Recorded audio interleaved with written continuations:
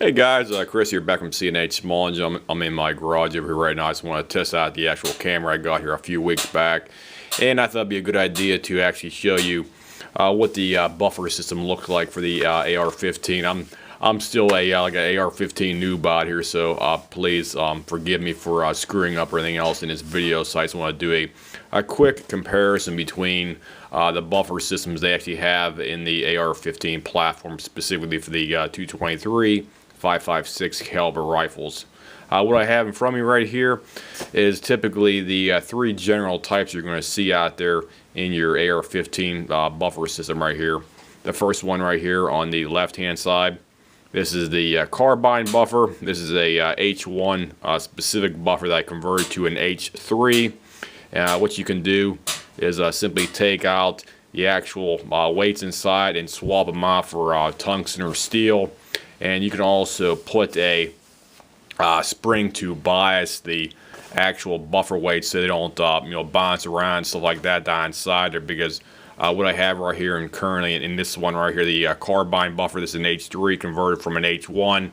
I have a Voltar I want to call spring inside right here. So Voltar makes the A5 assemblies for the buffer systems right here, and they include a biasing spring on the back right here.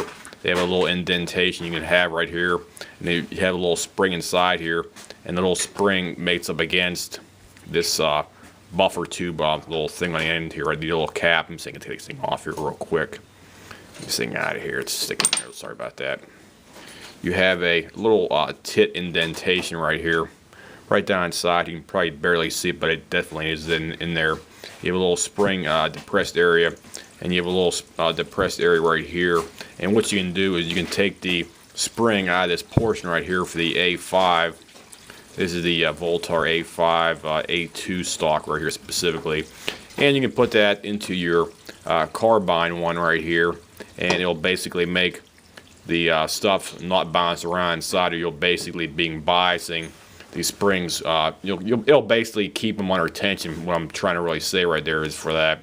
And it'll keep it from rattling around up inside your actual stock, buffer tube system right here for that. So having the Voltar spring system in there, even you can just swap them around your carbine here, it'll definitely increase it from moving around. It'll basically stop. I should say it'll stop it from moving around specifically for that. So there's no movement at all in here. So you'll keep it nice and tight and under tension for the actual your weights inside right here. So this is what the weights look like. The Voltar weights, like I said before, this is the Voltar weights on the top right here specifically. You get 1, 2, and 3. I got the fourth one down here because I basically bought a couple Voltar A5 stock assembly or stock upgrades right here. I've got the low receivers originally came with an H2. However, I swapped them out to an H4 because the H4 seemed to have like a perfect 4 o'clock ejection pattern right there for that. So I got a couple of things sitting around over here for that. So I just want to give you a comparison between like the carbine, the A5, and the rifle length ones as well too. So this is what it looks like, guys. The good old A5 Voltar ones right here. Let me get these things out of the way. This is the rifle one, and this is the Voltar one right here as well too. So I'll give you a side shot here, comparison each way. So that's the size difference right there typically for the Voltar buffer component right here for that. Middle one right here is the good old carbine. This is the Voltar A5 one right here. I got two of those just sitting right here. This is the A2, or I should say the Voltar A2. That's the A5 stock buffer system right here. And this is your Voltar buffer, the actual plastic rubberized piece that fits on the end right here for that. And this one also includes the biasing spring that attaches on the end and goes in this little indentation area right here. Get a little indentation area right down there. And that contacts with a second spring right here. It's basically each end of the spring has the piece on it. The fatter end of the spring goes down inside here, and the other end of the spring goes up inside here, and that goes up inside your actual tube right here for that specifically. So that's what the tube looks like taken apart. Here's the other tube right here as well too. Me personally, I recommend it in my specific guns over here.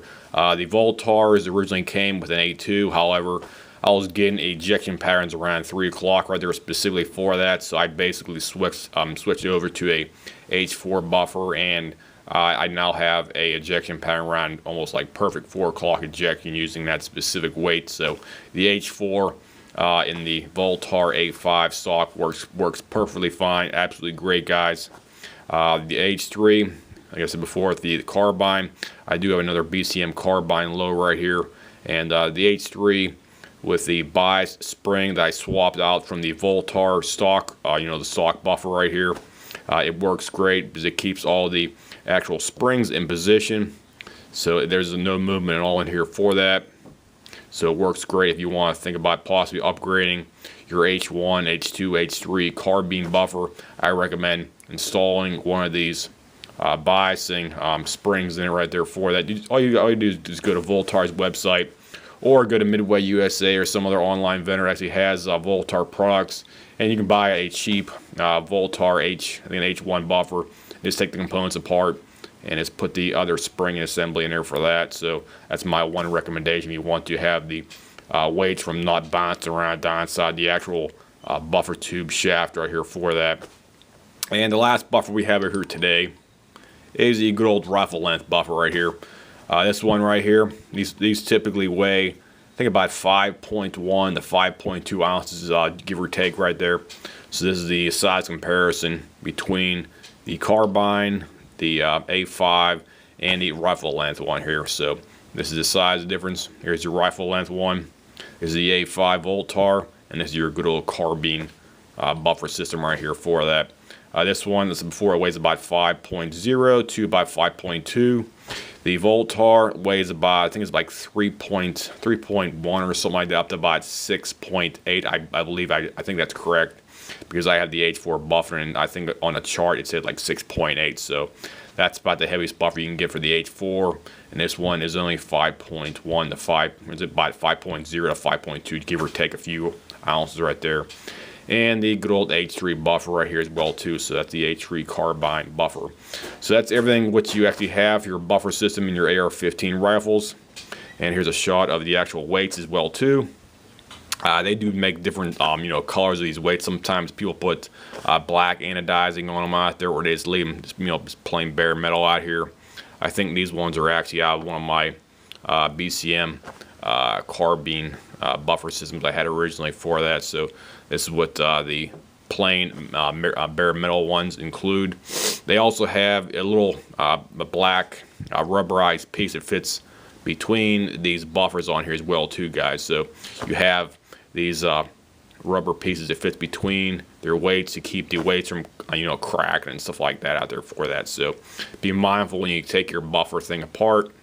You keep those weights in position because you want to retain them where they specifically need to be inside your buffer tube right here for that, because if you fail to put these things back inside there, you may damage your buffer tube, or you may possibly crack these things. I honestly don't know, but they have those buffer things in there to primarily keep the weights in position and keep them without any kind of internal damage.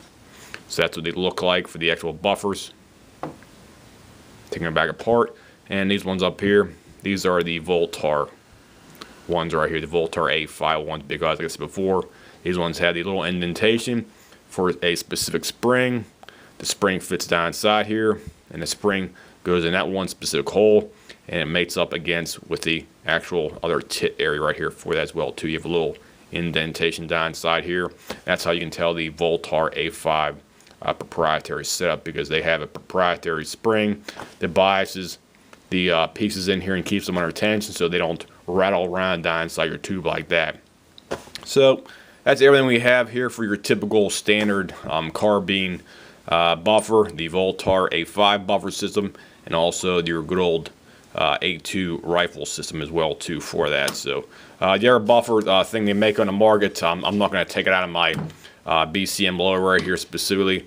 This is the good old JP Rifles pogo stick. Let me show you a good side shot right here for that.